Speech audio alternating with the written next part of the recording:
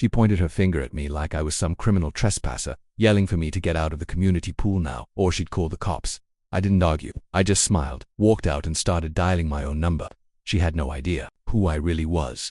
The sun was dipping low in the sky, turning everything gold and soft as I walked the footpath toward the neighborhood pool, flip-flops tapping lazily, towel slung over my shoulder. I was looking forward to a quiet swim after a long day. I had just moved into the neighborhood, a quiet, gated community with neat lawns, identical mailboxes, and an active homeowners association that had their rules printed and laminated in every corner. Just the kind of place where peace could turn into paranoia if the wrong person held a clipboard.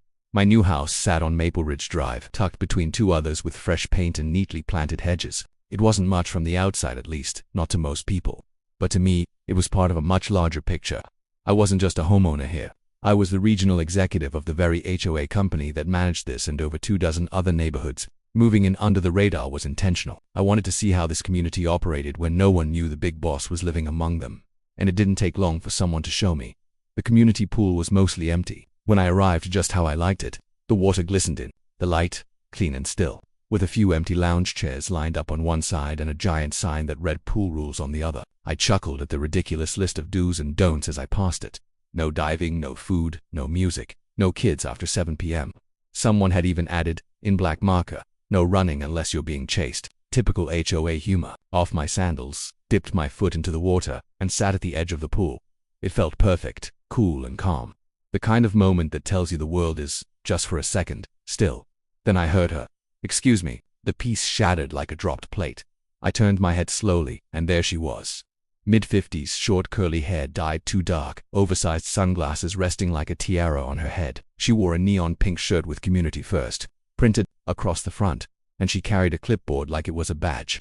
She marched toward me, sandals slapping hard on the pavement. "Can I help you?" I asked politely, already knowing the answer. "You sure can," she snapped. "You can get out of this pool area right now. This is for residents only. No guests after 6 p.m., no exceptions." I stood up calmly. "I am a resident. Just moved into 223 Maple Ridge." She snorted. "No, you're not. That home is owned by the HOA. I know every single homeowner in this community, and you're not one of them." I raised my eyebrows. "That house was recently transitioned into private use. Maybe check your system." She jabbed a finger at me. "Don't get smart with me. I run this HOA. I'll call the police if you don't leave immediately." I blinked slowly, fighting the urge to laugh. "Go ahead," I said with a small smile. "Call them, I'll wait." That only made her angrier. She dug into her purse and pulled out her phone like it was a sword she couldn't wait to swing. "You think I'm bluffing?" she said, already dialing. "Trespassing in a private community is a serious crime." I nodded. "I'm aware." She turned her back and started speaking into the phone, raising her voice as she spelled out the emergency. "Yes, I have a man here trespassing at the Maple Ridge community pool.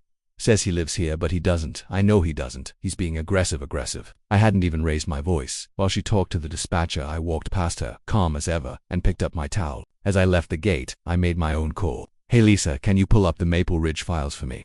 "Yeah. The HOA president's name is Karen Simmons. Send me her full record." By the time I got home, barely 2 minutes away, already had the file in my inbox. Karen Simmons, self-appointed neighborhood watchdog, president of the community HOA board for the last 6 years. Dozens of complaints on file. Residents accused her of harassment, overreach, and unnecessary fines. She had blocked renters, fined people for chalk art, and even tried to shut down a kid's lemonade stand. But every time the central office that stepped in, she was just shy of actually violating any enforceable rule. She danced on the edge of power like it was a stage, and she thought no one could touch her. Until now. The next morning, I arrived at the HOA office wearing khakis and a company polo with my official name badge clipped to my shirt. Karen was already there, sipping coffee and chatting with the assistant as if nothing had happened the night before. When she saw me, she squinted. It took her a second to recognize me without a towel over my shoulder. "You again," she said, voice full of confusion. I extended my hand. "Good morning, Miss Simmons. I'm Marcus Lane, Regional Executive Director of Evergreen Property Management." Her face dropped like a brick in a pool. "I oversee this subdivision and 25 others." I added, "Your board falls under my jurisdiction." She opened her mouth, but nothing came out. Finally, she forced a weak smile. "If you had told me who you were, I never would have." "I didn't need to," I said gently, "because I didn't come here to test you. I came to live here quietly, fairly, just like everyone else you've been treating like criminals." She looked around nervously, as if hoping someone would come save her. "I understand you've held this position for a long time," I continued, "but what you did yesterday was inappropriate, unprofessional, and potentially illegal." I died. Thought I was protecting the community, she said quickly, her voice shaking. No, I replied. You were protecting your power. That's not your job. And now we'll need to discuss your future in this HOA, she swallowed hard. You're firing me. You were never an employee. You're a volunteer, I said. But you will be removed from your position, effective immediately, and your access to community surveillance, member directories and facilities will be revoked. Your behavior has been documented. Her eyes welled up slightly.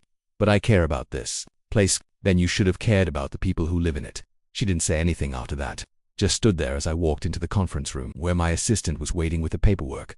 Later that day, we sent out a notice to all residents. A new board election would be held, and residents were encouraged to apply. No more behind-the-scenes power trips. No more Karen policing the neighborhood like it was her kingdom that evening. I returned to the pool. This time, several families with their kids playing in the shallow end, parents chatting on the benches. I walked in, nodded at a few people, and dipped into the water without a word.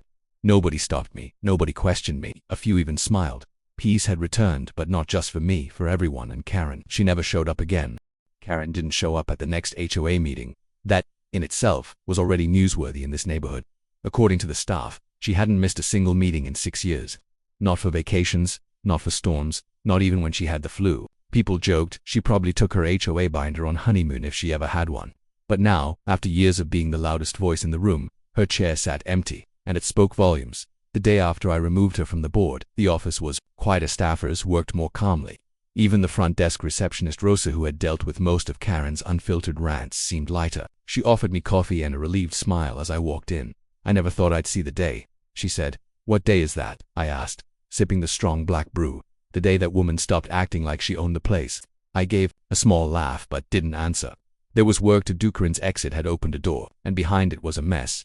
Over the years, Karen had left behind a digital trail of overreach. Her emails, voicemails, and logged infractions stretched back further than I expected. She had fined a family $50 because their Halloween decorations included too many skeletons. She forced a retired Army veteran to repaint his mailbox 3 times because she didn't like the shade of green. One resident was written up 6 times in 2 months for wearing flip-flops to the mailbox in winter. But that wasn't the worst of it. The worst was how she scared people. One folder labeled disputes contained dozens of resident complaints, most of them ignored or marked closed by board president. Karen had been the only person reviewing and closing those disputes. No committee, no vote, just her. Woman named Judith had sent in a tearful letter last year, begging to be excused from a $250 landscaping violation. Her husband had passed away the same week her grass grew over height. Karen responded with a stern warning and added a $25 late fee when Judith couldn't pay. The HOA placed a lien on her home without a board vote. That one made me stop reading for a minute. Leaned back in my office chair and stared out the window at the peaceful little park between Maple Ridge and Cotton Elm. Families strolled through it now, unaware of how much stress had piled on behind the scenes, all because of one person who forgot that leadership is service, not control. This wasn't just a bad personality. This was damage. I made a decision. Right then, Karen's removal wasn't enough. I needed to meet the community face to face. No more quiet observations. These people deserved to know who I was and what I intended to do. That weekend, I sent out flyers to every household in the neighborhood. Community gathering Saturday, 5 p.m. at the pool. CIOMONs, meet Marcus Lane. Your new HOA regional director. Come with questions, concerns, and ideas for how to improve our neighborhood. This is your home. Let's shape it together. When Saturday came, I wasn't sure how many would show. 10, maybe 20. I arrived 15 minutes early with a folding table and some chilled water bottles. But as the clock ticked toward 5, a stream of people began walking down the path. Parents with strollers, retirees holding notepads, teens curiously tagging along behind their mums. Some brought lawn chairs, some brought questions. Within 20 minutes, the lawn was packed. I stepped forward and introduced myself with a mic clipped to a tiny speaker. Nothing fancy, just my voice and theirs. Hi everyone. I'm Marcus Lane, I said, smiling. I'm your regional HOA director, but more importantly, I live here too, and I'm here to listen. The questions came fast. Some were simple. Would we repaint the tennis court lines? Could we get better lighting in the dog park? Others were heavier. What happens to the fines Karen left behind? Why were some people punished for things others weren't? A man in his 40s stood up. I was fined $100 because my kid left a bike near the porch, he said. Meanwhile, Karen parked her SUV on the lawn for 3 days last fall during the garage sale. There were nods and groans of agreement. I held up my hands. Let me be clear. What happened under Karen's leadership, at least the parts who've been able to verify, does not represent Evergreen's values. There will be a full audit of every complaint, fine, and violation issued in the last 2 years. If any were wrongly assigned, we'll fix it. A retired teacher raised her hand. You say that now, but what happens when the next Karen takes over? Fair question. That's why I'm also announcing a new structure, I said. From now on, no one person will run the board alone. All major decisions will require a vote of at least 3 members, and those members will be chosen by you through public elections. People clapped so and shouted, about time. I continued, also effective immediately. There's a zero-tolerance policy for board members who use their position to threaten, intimidate, or unfairly punish others. This community isn't a kingdom, it's a neighborhood, and it belongs to everyone here. That was when a woman from the back stepped forward, holding a crumpled envelope. My name's Judith, she said softly. I sent a letter last year. My husband died. I couldn't trim the hedge for a few weeks. I got fined and then… She paused, voice cracking. I was threatened with losing my house. Everyone fell quiet. I stepped down from the small platform and walked to her. I read your letter, Judith, I said gently, and I'm so sorry that happened. I promise you that lien will be removed by Monday. Personally, she wiped her eyes and nodded. Thank you, really. That was the moment it became real for everyone. This wasn't just a new face. This was change. The meeting wrapped up just before sunset. Neighbors mingled afterward, sharing stories, some smiling for the first time in what seemed like years. A boy tossed a football across the lawn while his dad, who had stayed quiet all evening, turned to me and said, "You're not what I expected," in a good way. I hope that's true, I replied. As the crowd thinned and the sky darkened, I packed up the table and sat on one of the pool benches. The same bench Karen once claimed was reserved for board members only. Now it was just a bench. No power, no fear, just a place to sit and rest. That night I received an anonymous email. No subject line, no name, just a single sentence. Thank you for standing up to her. We've been afraid to speak for years. I stared at the message for a long time. Sometimes, the damage from a bad leader isn't just in the fines or the rules. It's in the silence they create, the way people stop standing up for themselves, stop trusting their neighbors, stop believing things can change. But silence can be broken. And this time, it started at a pool. The Monday after the community meeting, I arrived at the HOA office just after 8 a.m., coffee in hand, ready to begin the audit I had promised. The place was quiet, unusually so. Rosa, the front desk assistant, greeted me with a nod and a tight smile. "You're early," she said. "Big week," I replied. "We're finally peeling back all the layers." She gave a knowing look. "There's a lot under those layers, Marcus. Be prepared." And she was right. Over the next few hours, I sifted through hundreds of digital files, folders, spreadsheets, and handwritten notes, some neatly labeled, others hidden deep in obscure directories. What I found painted a clear picture of how far Karen's influence had reached. She had created her own system of penalties, modifying rule interpretations when convenient. For example, she'd once fined a single mother named Rachel for non-used garbage bins, when in fact her trash can was the exact brand recommended by the city. Karen just didn't like that it was bright blue instead of brown. Then there was the case of a young couple who had put up string lights on their balcony.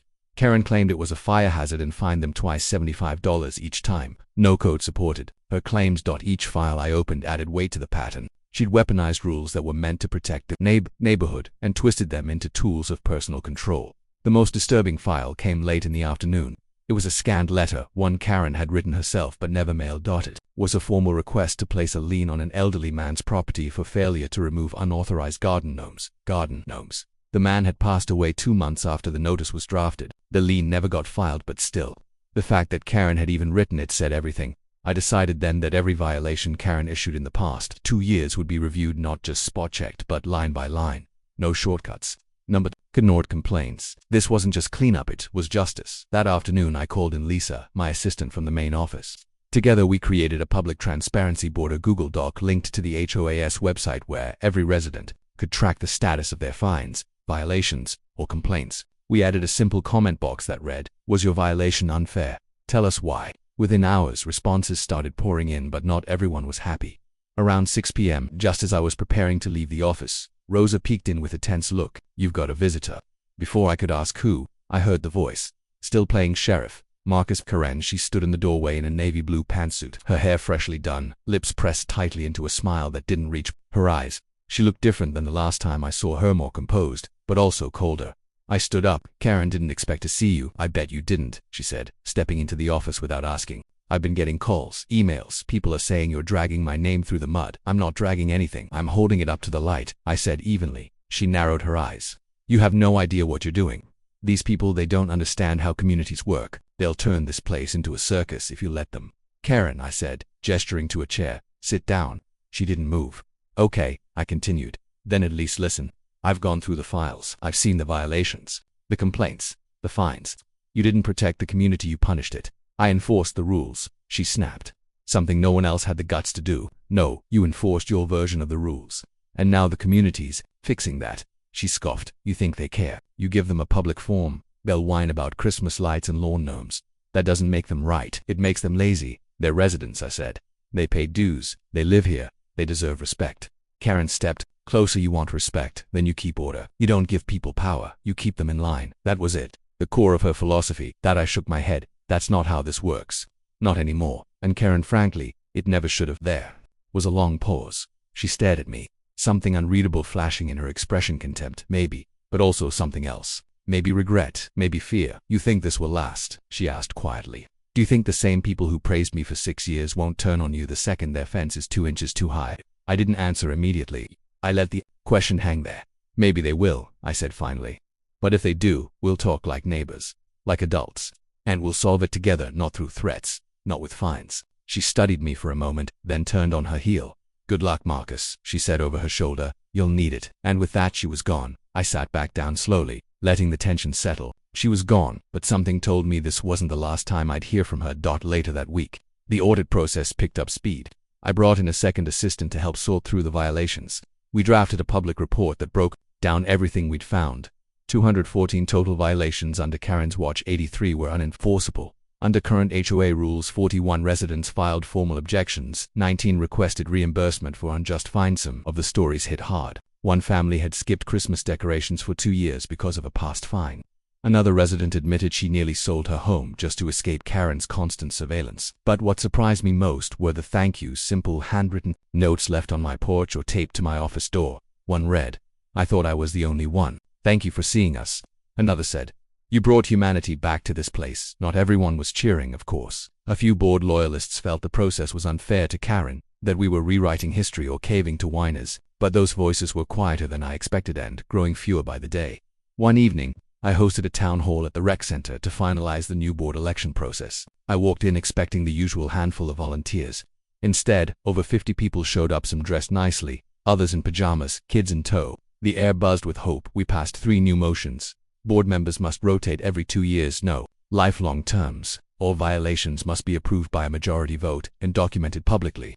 Residents have a right to appeal any HOA decision within 30 days, no exceptions. It wasn't a revolution, but it was a new beginning. As the meeting ended, a man in his late 60s approached me with a firm handshake. Name's Ben, he said. Vietnam vet. Karen tried to fine me for flying my flag too long after the 4th of July. I raised my eyebrows. That's not even a rule, he grinned. Wasn't gonna pay it anyway, but thanks for doing what you're doing. This neighborhood feels different now. Feels ours. That night, I returned home, exhausted but proud. I sat on my back porch, looking out at the quiet street. Porch lights blinked on. A kid pedaled his bike down the sidewalk somewhere nearby. Sprinklers kicked on with a soft hiss. This was why I came here, not to flex my position, not to play hero, but to remind this neighborhood and maybe myself that power isn't meant to sit on a throne. It's meant to walk among the people it serves. And while Karen had walked away, her shadow still lingered. But shadows fade in time, and we were finally standing in the light. 2 weeks passed in what almost felt like peace. The audit continued smoothly. The neighborhood was livelier. And even the community Facebook page, once a war zone of passive-aggressive comments and HOA fear-mongering, was now filled with posts about potlucks, dog-sitting offers, and garage sales. For the first time, people seemed to feel like they actually belonged, but peace rarely stays quiet for long. It began on a Thursday morning with a certified letter slid under my office door. The envelope was crisp, formal, and addressed to both me and the HOA board. The return address, Karen Simmons, followed by the name of a local attorney. I didn't even need to open it to know this wasn't a thank you card. Inside was a notice of formal legal complaint. Karen was suing the HOA. Her claims were long and carefully worded. She alleged wrongful removal, defamation of character, and institutional humiliation through public shaming. The letter demanded a full reversal of her dismissal, a public apology from me, reinstatement of all her former duties, and this $250,000 in damages for emotional distress and damage to personal reputation. I leaned back in my chair, letting out a low breath. Rosa, who had just walked in with coffee, saw the look on my face. What is it now? She asked, eyebrows already raised. I handed her the letter. She skimmed it for 10 seconds before saying, flatly, she's suing for emotional damage. This from the same woman who fined a cancer patient for leaving a bucket outside. I didn't laugh. I couldn't, because I knew Karen wasn't stupid. Petty, yes, but not stupid. This lawsuit wasn't about winning, it was about causing fear. She knew the audit was going well. She knew residents were backing the new leadership, and she knew that if she couldn't control the community through rules anymore, she could try to control it through fear of conflict. And lawsuits scare people. Later that day, I met with the HOA's legal team. Our attorney, Dave Monroe, was a seasoned HOA specialist with a talent for reading between the lines. After reviewing Karen's complaint, he looked up at me and said, "There's no substance here. It's all smoke. But that doesn't mean it won't be a mess." He was right.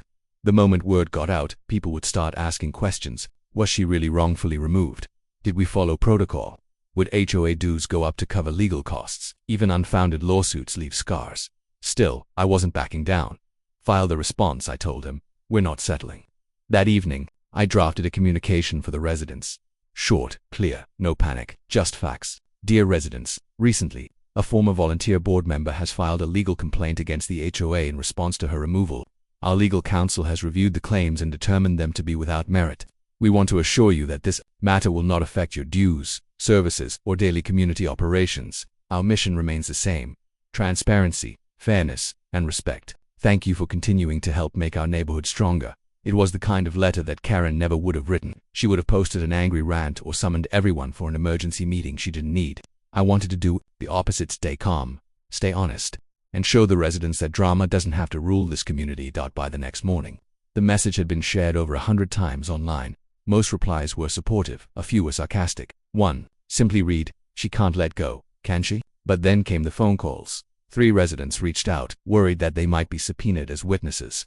One elderly man said he wasn't sure he wanted to testify against Karen even though she'd once fined him for putting out his recycling bin too early. "She's got connections," he mumbled. "She might ruin me." That's when it hit me. Karen's influence hadn't vanished. It had just changed shape. Fear was still living here, hiding in the corners, so I decided it was time to face it directly. The following Saturday, I scheduled another open community meeting, this time at the local library auditorium. I titled it plainly, "Understanding the Lawsuit, What's Happening and Why You're Safe." I expected 20, maybe 30 people. Nearly 100 showed up. The room buzzed with nervous energy. People sat with crossed arms and guarded expressions. Some looked angry. Some just looked tired. I stepped up to the podium and cleared my throat. "I won't waste your time," I began. "You've heard by now that a former HOA board president is suing the association. What you might not know is that this lawsuit was expected. And it doesn't change anything." I explained everything: what Karen claimed, what the law actually said, and what we were doing to respond. I kept it simple, honest. Then I opened the floor. A woman in the back stood up first. "Can she really win?" "No," I said. "She can file the paperwork, but the evidence shows she was removed in accordance with policy. We have documentation, we followed process." A man with thick glasses raised his hand. "Will we have to testify?" "Only if the court moves the case forward, and, even then, only if you're directly named, which none of you are." Another resident asked the real question: "Why is she doing this?" I paused before answering. "Because she lost control." And some people confused losing control with being wronged. A few people nodded. One woman quietly clapped. I ended the meeting with something I hadn't planned to say but felt deeply in that moment. She thought fear would bring her power back, but fear doesn't build neighborhoods, we do. After that, things shifted. Again, more residents stepped forward with stories, ready to go on record if needed. Rachel, the single mom fined for her blue trash can, emailed me all the letters Karen had sent. She'd saved every single one. The veteran with the flag violation showed up at the office with a printed statement and a handshake. And then there was Judith. She came to see me one morning, gently setting down a small plastic box on my desk. "I found these," she said. "Karen hand-delivered them years ago. They're from other residents' notes, complaints, appeals she never filed.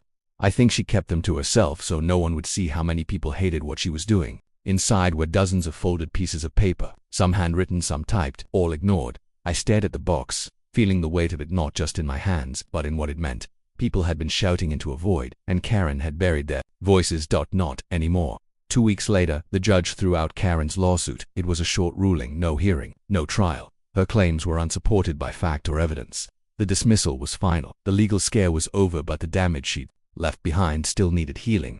I spent the next month visiting residents one by one, not as the HOA director, just as Marcus, a neighbor, a listener. I helped one woman paint over an old violation warning scrawled on her fence in permanent marker. I stood with a teenage boy as he installed a basketball hoop his family had put off out of fear. I even brought pizza to a neighborhood movie night that Karen once tried to cancel due to improper projection permits. Bit by bit, people stopped whispering. They started laughing again, talking again, believing again.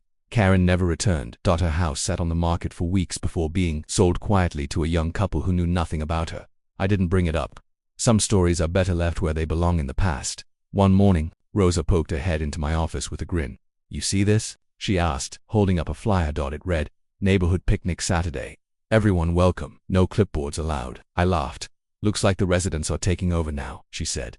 I nodded. Exactly as it should be. And as the phone rang with another call, not a complaint, but a volunteer offering to help with park cleanup, I knew one thing for sure. The community was finally, truly, free. Summer in the neighborhood felt different now, warmer, in more ways than one.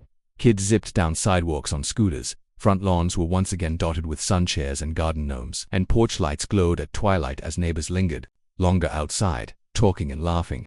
The silence of fear that once haunted the cul-de-sac was gone, replaced by something rare, community. It had been nearly 3 months since the lawsuit was dismissed and Karen quietly moved out. People still mentioned her from time to time, but more like a fading chapter in a book they'd long stopped rereading. There were jokes, playful ones about no Karens allowed signs, but mostly, the neighborhood had turned its attention toward the future.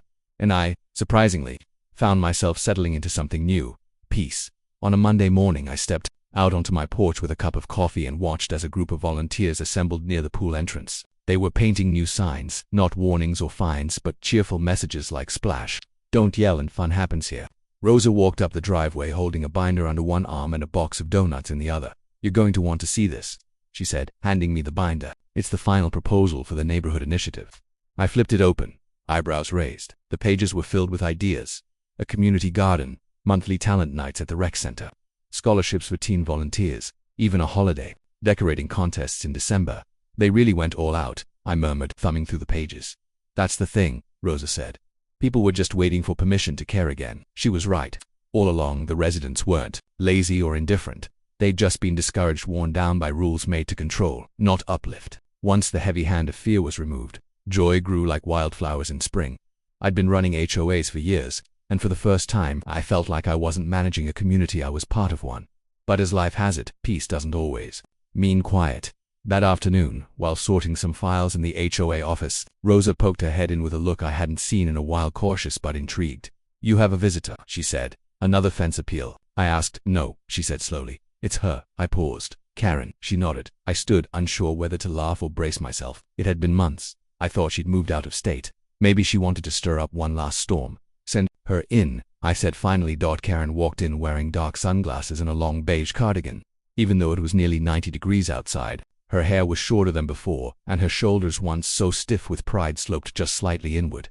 She didn't look angry, she looked tired. She sat without asking, then removed her sunglasses, folding them neatly into her purse. For a moment, she didn't say anything, just stared at the desk between us like it held the memory of everything we'd fought over. "I'm not here to argue," she said quietly. "That surprised me. I sold the house," she continued. "The new buyers closed last week. I'm moving to Arizona near my sister." I nodded slowly. "Okay. Why are you here then?" Karen looked up at me, her eyes not cold like before, but wary, like someone who had finally realized they were the villain in a story they wrote themselves. I wanted to say, "You were right about a lot of things that I didn't expect. I spent years trying to control everything because I thought control meant safety, structure, order, but I think I just made everyone feel like they were living in someone else's idea of home." I stayed silent, letting her speak. "I never liked people knowing my business. I didn't like mess, or change, or joy, maybe." She gave a faint, tired laugh. "But the truth is, you didn't ruin this community. You saved it. I see that now." I leaned back slightly, not out of pride but disbelief. Karen Simmons, the HOA tyrant who once threatened fines over sidewalk chalk, was admitting fault. "I lost the lawsuit," she said, shrugging slightly. "But honestly, I lost long before that. The day the neighbors stopped listening, I finally spoke. Then why sue at all?" Her lips twitched into something between a smirk and a grimace. "Habit, pride, fear of becoming irrelevant." We sat in silence for a beat. "I don't expect forgiveness," she said, "but I thought you should hear it before I go." I nodded. "Thank you." She rose to leave, pausing at the door. "You did something I never could," she added, glancing back. "You made people want to stay here." And then she walked out for good. The following Saturday was the neighborhood's first community picnic since the HOA changed hands. The park was alive with laughter, sizzling grills, bouncy castles, and music from a local band made up of high schoolers who had never before been allowed to disturb the peace. Kids ran wild with water balloons. Parents lounged on picnic blankets. Even Officer Brooks stopped by to judge the piting contest and took home a cherry-stained ribbon near the gazebo. A little girl approached me shyly and offered a handmade card. It was drawn in crayon, a smiley face under the words, "Thank you for giving our street its happy back." I don't know what it was about that moment, the smell of barbecue in the air, the sound of laughter echoing between homes, or the innocence in that girl's words, but I felt something settle in my chest, something that had been restless for years. Peace. Not just from Karen or her rules, but peace in knowing that I had changed too. It would have been easy to become what she was, controlling, bitter, power-hungry, but instead, I'd chosen a different path, a better one, a human one. That evening, after everyone had gone home and the fireflies began their quiet dance across the lawns, I sat on my porch again, this time with Rosa beside me and 2 sodas in hand. The sky was streaked with orange and violet, and in the distance, someone lit sparklers early for the 4th of July. "You think it'll last?" Rosa asked. "The peace?" "Yeah." I sipped my drink and smiled. "If people keep remembering that neighborhoods are for living, not policing, yeah, it'll last." She nodded. "Good. Because I don't think I can go back to clipboard warfare." We laughed. The sun dipped lower. The breeze was soft, and as the stars began to peek out above us, I felt the chapter truly close. Karen was gone. The fear she planted had withered, and in its place bloomed something better, belonging. If you enjoyed this story, don't forget to like, share, and drop your thoughts in the comments. Subscribe to Bright Reality for more jaw-dropping true stories every week.